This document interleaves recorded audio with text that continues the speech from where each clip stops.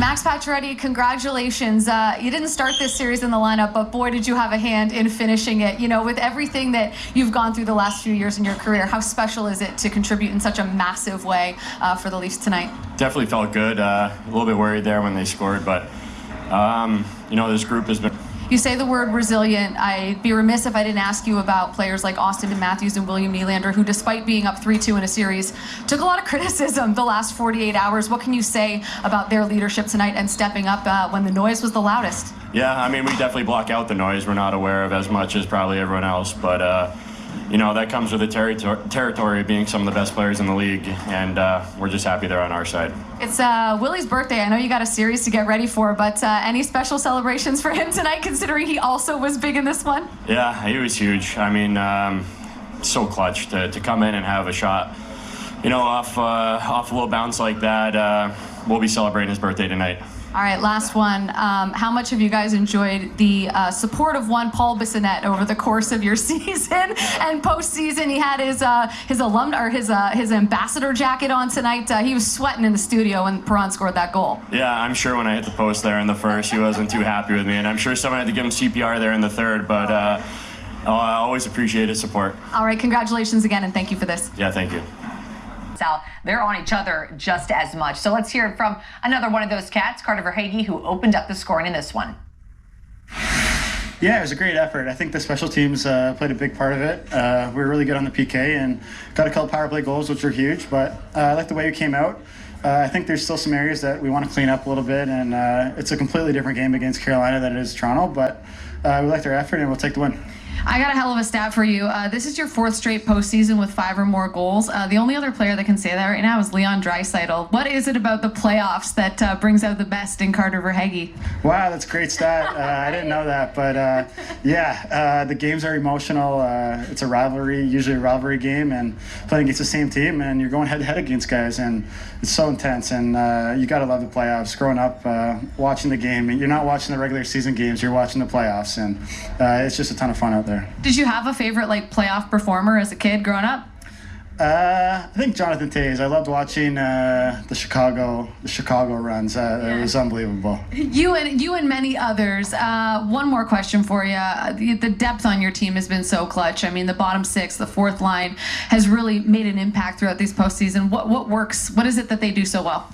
Yeah, we have such a great team, and it's all 4 lines, all 6D, 2 goalies. I mean, we're such a deep team, and every kind of line has an identity, and we try and play to it every night. And yeah, you see every night it seems like a different line stepping up and scoring big goals and making plays, and that's kind of our mentality a little bit. This is actually my last one. I lied before because AJ Greer just told the boys something about a rooftop pool. You don't have to get on a plane tomorrow. You get to stay in one spot. How will you rest before Game 2? Is he going to the rooftop pool? Apparently, that's the word on the street. Okay, maybe if I get the invite, I'll join him. All right, thank you for this. Congrats again on the win. Thank you. Thanks, Jackie. Thanks. We talk about home ice advantage all of the time. Do you see any benefit or advantage to being the road team in this situation? Is there anything easier about it? Yeah, I mean, we traveled yesterday, so we were together yesterday, and obviously at the hotel, had a good meal together at the hotel, so there. Obviously home crowd is also advantage for them, but I mean, either way, it's Game 7. Everyone's excited. You look at game number 6, and it was just, there was no room out there for anybody. Do you think that the Panthers more often than not excel in that situation, and if so, why? Yeah, that's how we want to play. We want to play fast, and obviously then not give them too much time and space. They're great team, great players there, so the more time they get, the more plays they're going to make. So that's what we want to go. That's what we want to do, and same thing tonight. One final quick one for you. As kids who love hockey, we always imagine scoring the OT winner in Game 7. When you imagined that as a kid, who did you pretend you were when you were playing? Was there a player that you pretended you were? Probably myself. So hopefully one of these days. All right, thank you so much, and good luck tonight. Thank you. But that was in Florida. This is in Toronto, and that is where we find Jackie Redmond. Yeah. Jackie, it's great to see you. I can't believe we can actually, I think we're going to be able to hear you as well. I don't think I'm going to be able to hear you, but that's all right, because no fan base goes through it more in the playoffs than fans of the Toronto Maple Leafs. Biz knows that. everybody. Just 4 days ago, this city and this fan base had all but given up on the Maple Leafs, yet here they are now chanting "Go Leafs Go" after a Game 6 victory, because once again, they believe, which, guys, is saying a lot. You know, Liam, I just heard you go over the Game 7 numbers. Overall, it is 6 straight Game 7 losses for the Toronto Maple Leafs, and this square behind me has been packed 5,000 strong for all of those losses. They were here in 2013 when the Leafs blew the 4-1 lead in the third period to the Boston Bruins with under 10 to go. It still hurts. They were here during COVID in smaller numbers, watching as the Leafs blew a 3-1 series lead to the Montreal Canadiens and losing in Game 7. And they, of course, were packed in Maple Leaf Square last year when David Pastrnak ripped their Stanley Cup dreams away, scoring the game-winning goal in Game 7. Yet here they are once again, hoping that maybe this time this team is different. It is part of being a Toronto Maple Leafs fan. It is an absolute roller coaster. But you can understand why fans here might be feeling a little post-traumatic stress. I've talked to some of the fans. Some are excited, some are afraid, some are talking about ghosts, about curses, and yes, some of the fans here in Maple Leaf Square might be slightly intoxicated. But you know, Brad Marchand has become sort of an arch nemesis of this fan base and of this team. I mentioned the 6 straight Game 7 losses. Brad Marchand was in the lineup for the other team in 4 of those 6 games. I talked to him this morning. I said, what do you make of your relationship with the Leafs? Because despite being with a whole new organization now, you seem to be tied to the Leafs forever, into eternity. And he said, you know what? I love it. He said, the Leafs might have home ice advantage tonight, and that's great. He goes, but I love being on the road. I love when Leafs fans yell, "Go Leafs go," as I'm going into the team hotel. I love when they chirp me. I chirp them back. He said, it gets me going, it revs me up, and it engages me. So let's just hope, Biz, for your sake, for the sake of your mental health, that nobody said anything to Brad Marchand as he approached the arena tonight, because it sounds like he thrives off being hated by fans of the Toronto Maple Leafs. He sounded ready to go. Jackie, thanks so much. Jackie's ready. Jackie, yes. Bravo. Let's go. Jackie's fired up. We should. I'm not gonna lie. Well, I was gonna try to tell you, Jackie, the last time I wore a raincoat like that, I beat up Bowie, and it's gonna be a beat down for the Florida Panthers tonight. Oh, Yes, you're feeling good that strong. omen. Okay. Good omen. Okay. You told me, you know.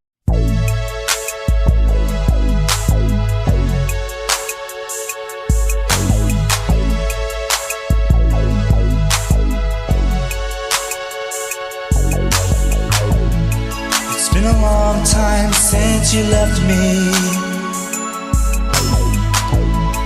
I didn't mean to make you cry. I didn't mean to disappoint you. I didn't mean to tell you lies. And after all that we have been through, won't you let me tell you why? One more try. I didn't know how much I loved you. One more try. Let me put my arms around you. Living all these lonely nights without you. Oh baby, can we give it one more try? It's been a long time since I've kissed you. It always used to feel so good.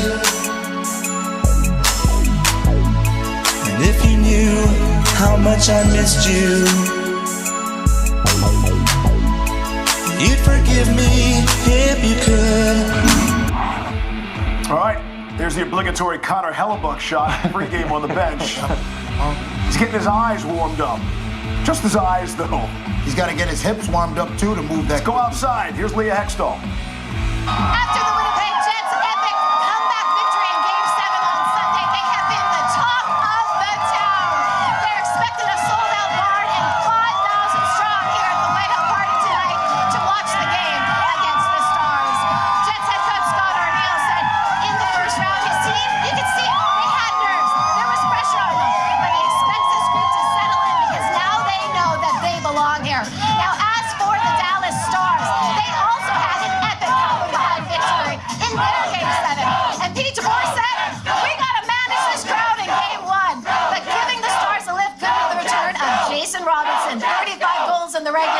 chosen to lead the way, and he's a game-time decision tonight.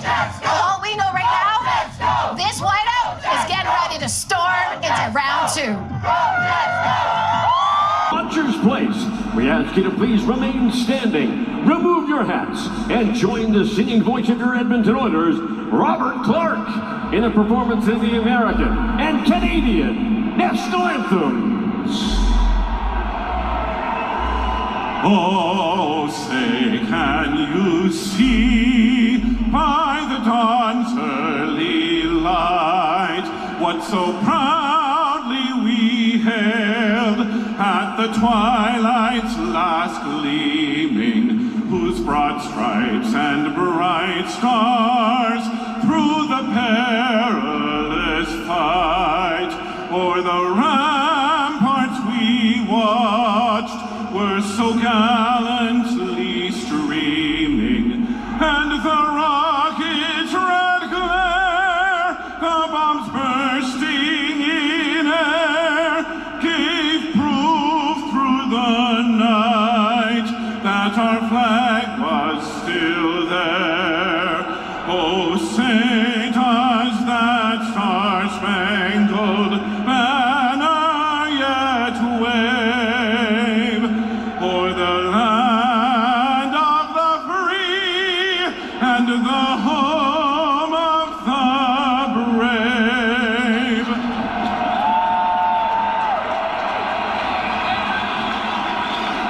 Oh, Canada, our home and native land, true patriot love in all of us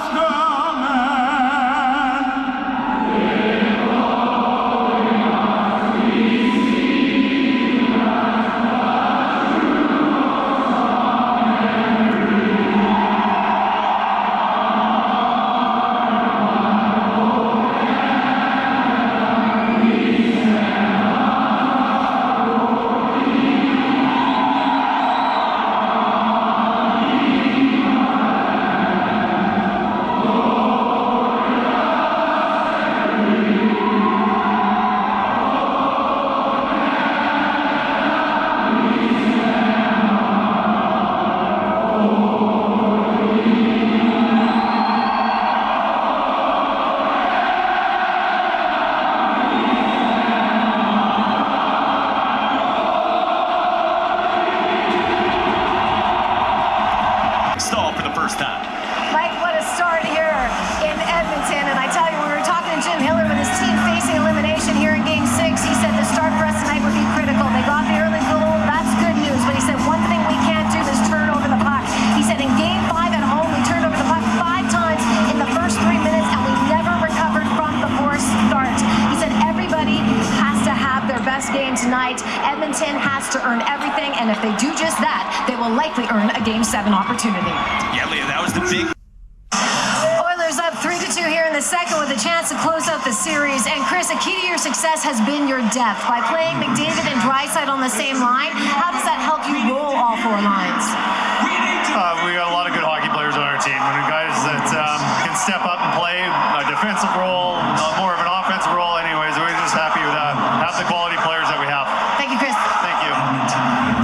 Leaders of Edmonton is with Leah. Zach, when it comes to comebacks, all 3 wins in this series, you've done just that. You've trailed twice in this game alone and come back. But what's the key to having the lead and playing with it here in the third? Just be smart, make them earn every chance they can get. Be safe through the neutral zone, get it behind them. Pretty simple stuff, but we're in a good spot, obviously.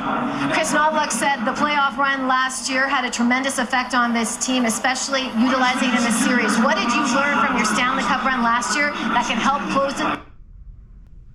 You got to go out there and play. You can't just sit back. You have to go out there and just keep playing the way you're playing. Be a little safer, but keep going. Keep playing. Thanks, Zach. Best of luck. Thank you. It's so hard to wrap your arms around these games, right? One between the Jets and the Stars. Mikko Rantanen almost continued his hot streak. No score in the peg. Entering Game 1 of the second round series, Dallas head coach Pete DeBoer said to me that he believes the Jets have the advantage. Why? because of the crowd. He said both teams are emotionally empty after both teams had dramatic Game 7 victories. He said the Winnipeg Whiteout will re-engage the Jets early in this series. So what his team needs to do is make sure the crowd has nothing to cheer about. Get off to a quick start, weather the first 10 minutes of this Winnipeg Whiteout storm. They've done it. They're out shooting Winnipeg 9-0. We didn't make Leah buy a ticket. She has a credential. We're paying her a fair wage. And they're like, get out of here. You don't have white on. I know. You kind of don't fit in. It's great to have her here, John Butchergrass. Tied at 1 here in the second period. And Scott, it's no surprise that this is a close one. You know the Stars are going to try to live in that blue paint in front of your goaltender. What can you do to manage them to make sure your goalie has eyes? I mean, that's hockey at this time of year. We're trying to do the same thing to them. And you know what? You got to get into people early. You can't wait until they've already got position. So something we always try to stay on top of. This is going to be a good one. Thanks, Scott. Thank you. Mikko, a second period hat trick for yourself after double shifting and being on that fourth line. How have you been able to establish your game? Yeah, well, you know, it's a deep lineup we have, and even fourth line guys are making plays. You know, Daddy scored 20 goals this year, you know, and he's in the fourth line, so a lot of skill through the lineup, and they made a couple nice plays there to set me up, and it was good. Speaking of nice plays, you know this Jets team isn't going to go away. Mark Scheifele just proved that. You got the 1-goal lead, but how do you guys make sure you win the next 20 minutes to come out here with a victory? Yeah, we got to defend, you know. I think we can do a little bit better job being above them. You know, they're a really good rush team, and breaking out the puck. Forwards got to help our D a little bit more and try to be a little bit cleaner on that. And when it comes to the double shifting, you're leading forwards with minutes. I know they call you the Moose because of your sheer size. You think you can be able to handle those minutes for the rest of the game? Yeah, for sure. I'm ready to play double shift and just gotta keep the shift short. Best luck, Mikko. Thank you. Thank you. Down to Leah Hextall. Steve, the Jets knew that they would see Heiskanen within this series, and they prepared accordingly. In speaking with our captain, Adam Lauer, this morning, he said, we have to be aware when Heiskanen is on the ice at all times. We can't take a breath or else he'll beat us. As for Scott O'Neill, not so diplomatic. He said we got to make it tough on him, go through him every chance we get. So, Callie, I assume that means we'll see a physical presence on Heiskanen tonight from the Jets. Yeah, you have to. You know. Dallas Stars with a bit of a different look tonight. 11 forwards, 7 defensemen, all in the effort of getting Mikko Rantanen more ice time, and why not? He leads the NHL in these playoffs and goals and points with 18, and he has been phenomenal. And with that star power comes a change in coaching by Pete DeBoer. He said, listen, I got to get him out there more. So the Stars have gone away from what's made them successful over the last few seasons. A 4-line team that rolls and gets pressure through their work ethic. He says, listen, the difficulty about getting Mikko out there a bit more perhaps is you don't want to go away from what's made you successful in the seasons. But he said the guys understand because of one thing, Rantanen has earned it. Game 4 here in Dallas. The Jets trying to even the series at 2, but they're down 1-0. Scott, I've been watching you talk to your guys on the bench here. What are you telling them as you guys try to get that elusive road victory? Yeah, we've been really good. I loved our period so far. Obviously, don't want to give up a PK goal like that, but at the end of the day, we're getting some really good looks. We got to just stick with what we're doing. All right, Coach, thanks. All right, With Leah Hextall. Miro, first thing, welcome back. First time we've seen you in game action since January 18th, and you're jumping into the second round of the playoffs. How did you handle the pace and everything that comes with it? Yeah, it was good. Of course, the pace is high, and have to be really smart and ready for everything. But felt pretty good, and fell out for a couple of shifts. It gets a little easier, and get used to it again. But felt good. Your head coach Pete DeBoer said that they would monitor and communicate with you as the game went on to see how much you would play. What have you told him so far? Feeling good. Yeah, no issues or anything. So yeah, felt really good, and it's fun to be playing again. And last but not least, it's never fun watching, but you got to experience that epic come from behind victory in Game 7. What have you learned about this group from being the eye in the sky? Yeah, I mean, it's a tight group, never give up, and we were down 2-0 and 10 minutes left, and just find a way to win games. So it's really tight group, and never give up. Great to see you back, Miro. Thank you. Thank you. We need to get see-through Zambonis so we can still see Leah and Miro. That's the next invention. Game tied at 1 here in the second period. Pete, you're being shot right now, and the Jets have more ozone time. So what do you need to do in order to turn that around? Well, we've got to stay out of the box. I think 6 or 8 minutes in penalties have kind of taken any momentum we had. We just had a real good ozone shift there. We got to build on that. Thanks, Coach. Thanks. Healers with Leah Hextall. Nick, your team had such a solid 60 minutes and then that late goal there to go down 2-1. But how do you guys make sure that you reset and refocus entering the third? I think that's pretty. Nick, for your Jets to be successful, you just spoke about your structure and how it has to be there. But going down 3-1 to this deep Dallas team just doesn't seem like a great plan. So does desperation enter the chat here? Thanks, Nick. Thank you. First career road play. Television break. 5:50 left here in the third. There's the get together. And Marchman and Lowry exchange some words in front of Leah. Miguel, I gotta wonder, did you wake up this morning and set the intention to get a hat trick in Game 4 tonight? Yeah, I mean, it's obviously cool to score some goals, but yeah, I mean, it was a huge win for us, and good job. Miguel, along with yourself, Mikko Rantanen and Rope Hintz, that line has been so pivotal. You came over from San Jose, Jim Hill brings you in to contribute at this time of year. What does it mean to do just that? It's been good. Since we've been together, we've been feeling good, and obviously Mikko is playing in exceptional level right now, so it's fun to be out there with him, but yeah, it's been going good, and let's just keep going. 3-1 series lead, you just mentioned keep going. What do you guys have to do as you head back to Winnipeg for Game 5 to end this series? Just go game by game, and this is now done, and let's just get ready for the next one. That's all we can do. Appreciate your time, Mikko. Thank you. Thank you. And now that we have found each other, can't we give it one more try? One more try. I didn't know how much I loved you. One more try. Let me put my arms around you. Living all these lonely nights without you. Oh baby, can we give it one more try? And after all that we have been through, won't you let me tell you why? And now that we have found it. Bob, with the Golden Knights season on the brink, their head coach Bruce Cassidy voiced his disappointment about his team's lack of urgency early in Game 4, which, as Callie just mentioned, left them chasing the game. He said, we have to play better, harder. It's about will. Tonight we have to impose our game in the first 10 minutes, and players who have not stepped up offensively for us in this series have to do so because we are out of chances. Bruce Cassidy. Can't we give it one more try? One more try. I didn't know how much I loved you. One more try. Let me put my arms around you. Living all these lonely nights without you.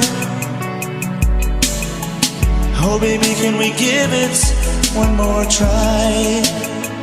Oh girl, you know I love you. I just want you to know our love I'll always treasure. So please, just don't let me go.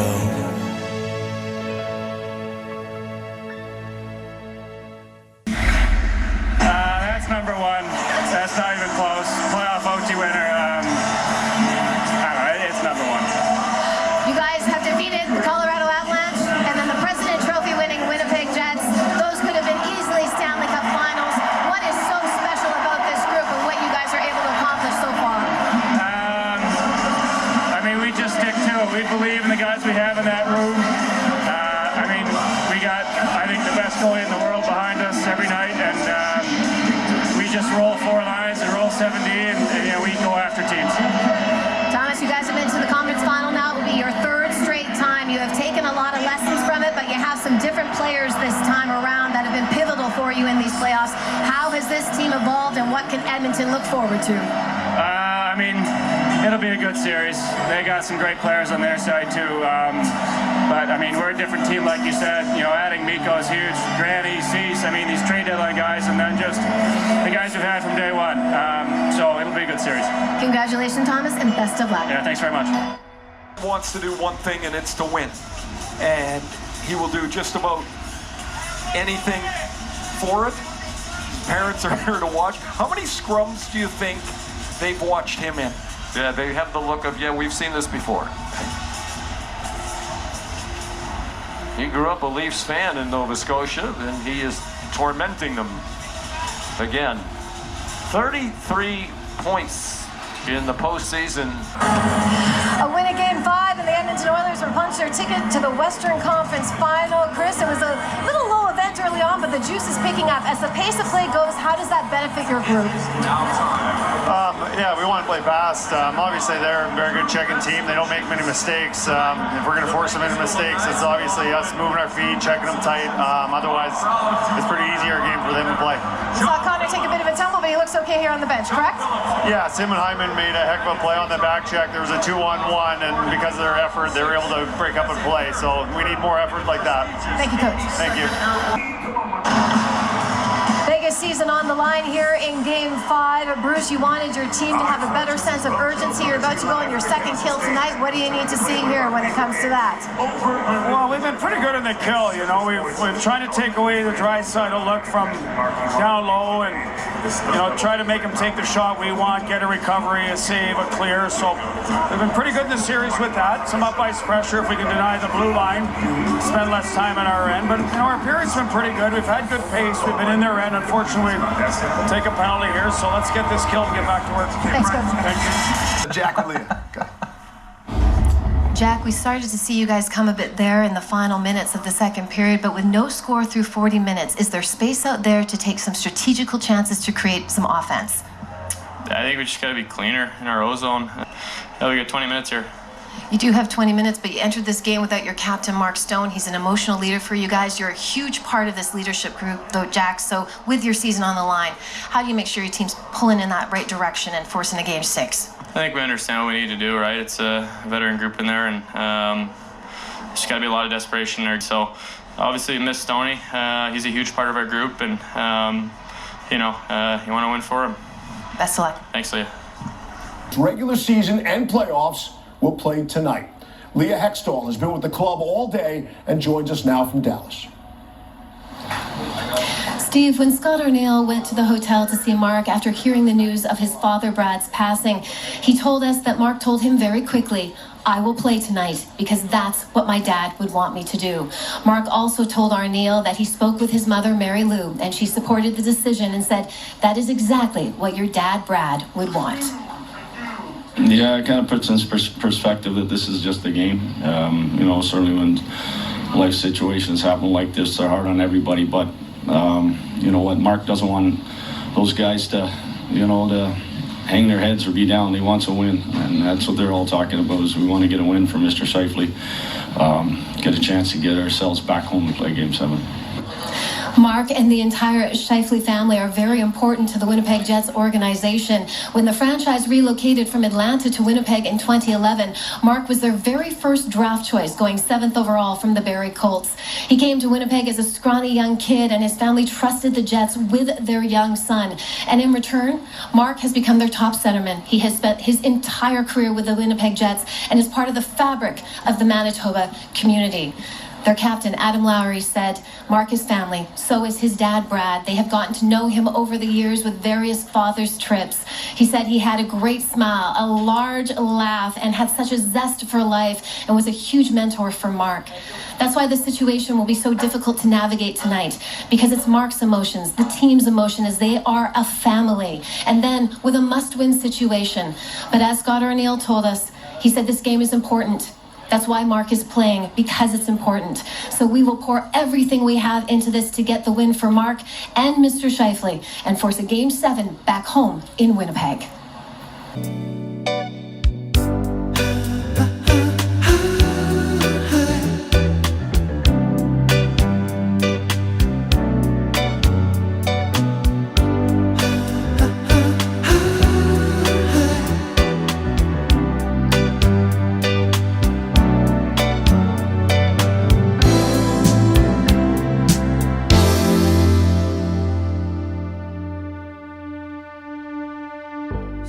true. Funny how it seems, always in time, but never in line for dreams. Head over heels, went toe to toe. This is the sound of my soul. This is the sound. I bought a ticket to the world, but now I've come back again. Why do I find it hard to write the next line? Oh, I want the truth to be said.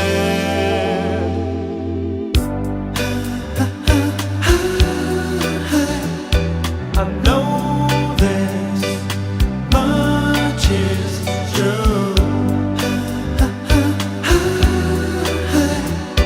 I know this much is true.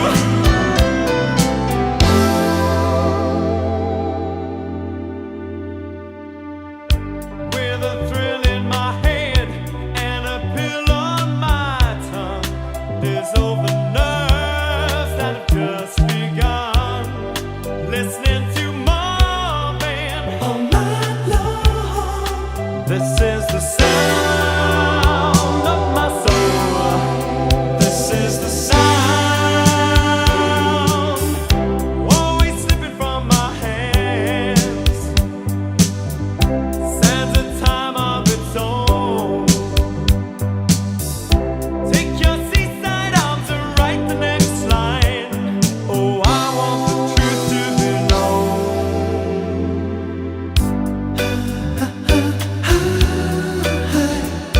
I know this much is true. I know this much is true. Jake Ottinger was the backup for Connor Hellebuck at the Four Nations face-off, but after this series and the way Ottinger has performed, he's making a very strong case that he should be the starter come next year's Olympics. And after Ottinger's 31-save performance in Game 4, post-game he said exactly that. Besides winning the Stanley Cup, my biggest goal is being the starter for Team USA at the Olympics. Ottinger on Hellebuck, he said he learned that he's a very cerebral player and knows what works for him when they were teammates at the Four Nations. And he even took a few drills from Connor, and they seem to be working for him so far. Game 6, a must-win for the Winnipeg Jets. Scott, it has been an emotional day for your group. How do you feel they've handled the first period considering the magnitude of this game? The first 5 minutes, not so much, but now we're up and running a little bit better. I think there was a little bit. All right, appreciate it. Adam, for all the talk about Connor Hellebuck's play on the road, he held you in that first period. What adjustments do you need to make in the second in order to support him more?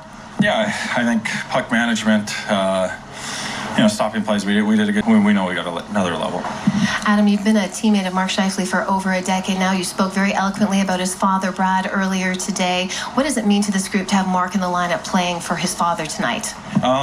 Yeah, it's huge, obviously. Playing with a heavy heart.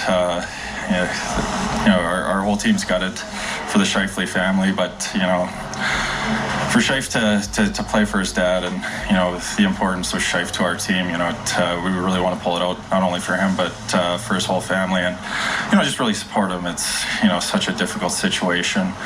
Mark and his dad had such a tight relationship, and even just a couple weeks ago we're all joking Scheif's basement with his dad. So you really just feel for their whole family. It's tough, but really want to support him. He's a good friend of ours, so we want to go out there and get it done for him. We appreciate it. Thank you, Adam. Thanks, Leah. Dallas with a chance to close out the series with a win tonight, but currently trailing 1-0. Pete, you wanted more of a shot mentality by your group. You've got 30-plus attempts, but only 7 on goal. How do you get more at Hellebuck? Well, we got to hit the net. We've had some opportunities to hit the net. We're trying to get a little bit too cute. Got to continue to sling pucks against bodies to the net. We've had some looks. We got to hit the net and make sure you make them make the save at least. Thank you, Pete. Thanks, Leah. Presented by Discover. Go to NHL.com/ORE award to vote. And the great one's here. His wife Janet, the great one. Yep. Yep. She's beat me in golf a couple times. Not a hard task. No. As we go to Leah.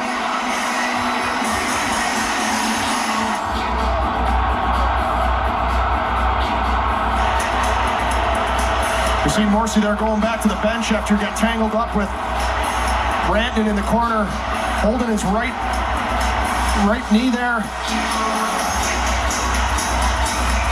Yeah, looks he's an instant painter. Got caught up there with Brandon. And he's going to go right off. Yeah, he's going to go down the tunnel. And he really looked frustrated, as if that would be a big loss for Winnipeg.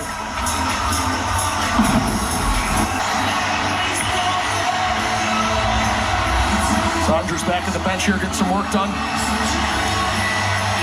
And that's giving Pete DeBoer a chance to have his case heard, as any official that's within earshot is getting an earful from Pete DeBoer. Waiting for a second set of gloves here. Something must be wrong with his catcher mitt there as he switches out, and goalie's usually got a couple 2-3 pairs back there, so they're all good to go. Monday night on ESPN, if necessary, it'll be Game 7 in Winnipeg between the Stars and the Jets. We'll have it for you at Here's the man of steel with Leah. Sam, it's your first of the playoffs, but it's a big one. You're often known for your defensive ability, but how can you guys utilize your defensive prowess to create offense in this game?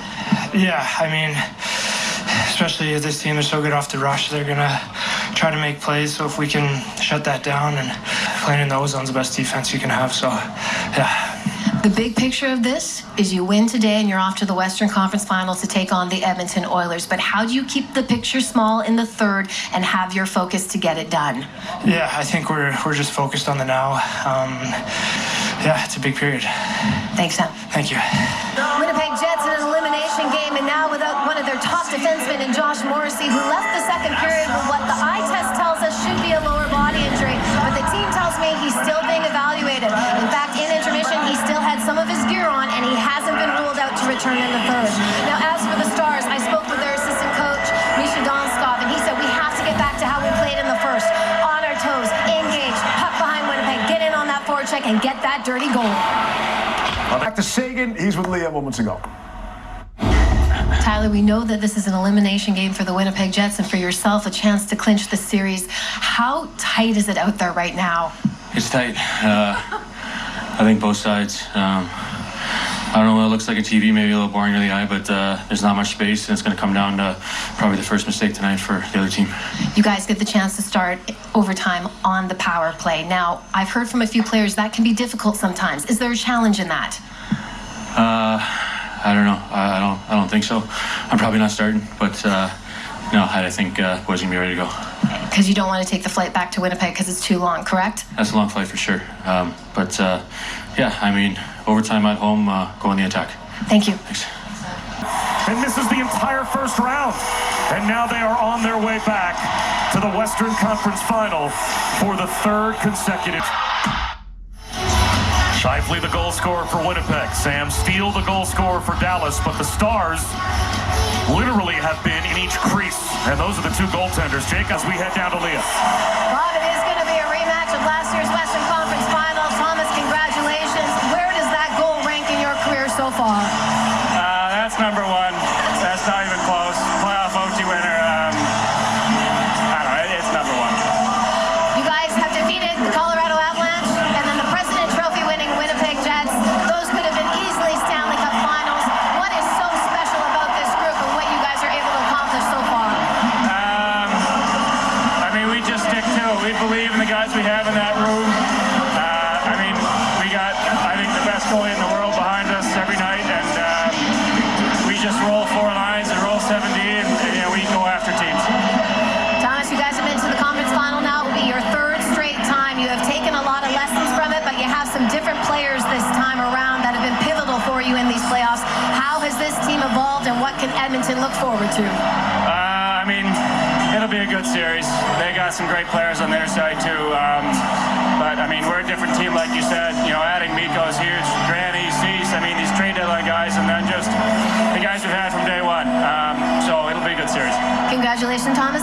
of luck. Yeah, thanks very much. Bob. I guess that would be the best goal you've ever scored if you're Thomas Harley. Fought off on that glove save, and you can tell this is going to be an amazing goaltending battle to watch. Power play to begin the second for Winnipeg once again.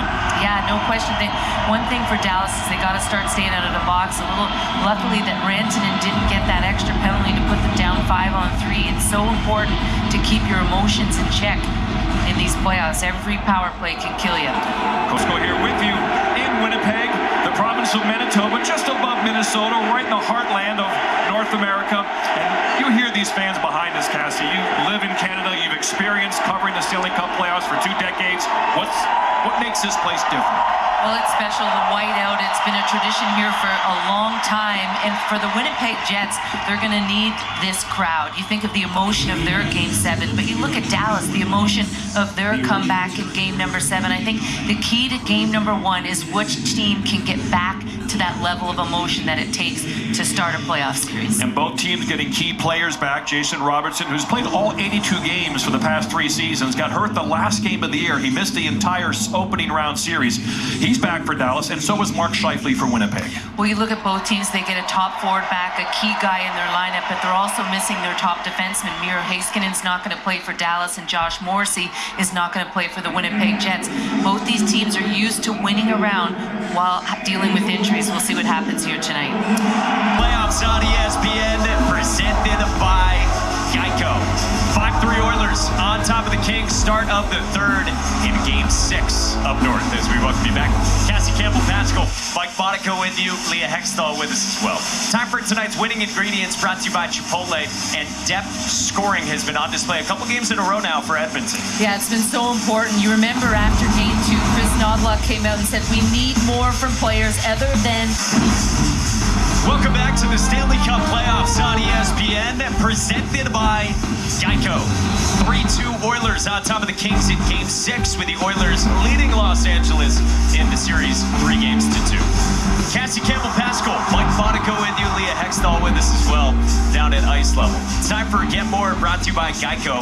The 4 goals to start this game, the fastest 4 goals to start any game in the NHL this season. There was a lot of action in that first period. This crowd was really loud.